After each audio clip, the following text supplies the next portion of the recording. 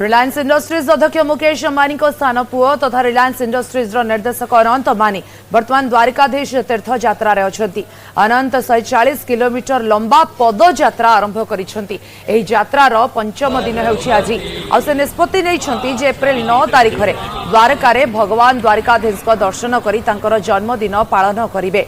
अनंत अंबानी कड़ा सुरक्षा मध्य राति बुलुंट। अनंत अंबानी और समग्र अंबानी परिवार भगवान द्वारकाधीश उपर विश्वास अच्छी और समय समय सेठाकू जाई थांती।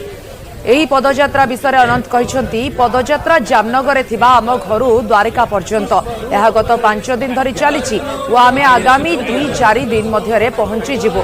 मोर पदयात्रा जारी रही। प्रभु द्वारकाधीश आमको आशीर्वाद करंतु।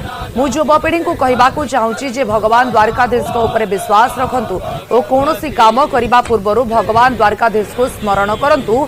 सही काम निश्चित भाव में कौनसी बाधा बिना समाप्त हेब और जेतेबेले भगवान उपस्थित थिबे सेतेबेले चिंता करिवार किछि नाही।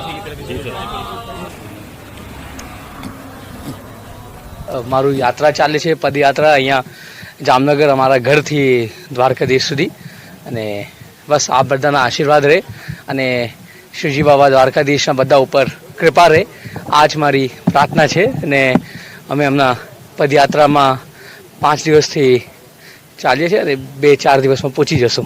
એ જ દ્વારકાધીશ તો બધાના રાજા છે અને અમારા બધાના એ માલિક છે ને શ્રીજી બાબાના આશીર્વાદથી એ મને શક્તિ આપી છે ચાલવા માટે તો હું ચાલુ છું અને આ મારું પહેલું વાર છે અને બસ એટલા જ કહું કે જય દ્વારકાધીશ। દ્વારકાધીશનું કૃપા રહે અને બધા શ્રીજી બાબા બધાને संभाली राखे ने बधाने आशीर्वाद आपे।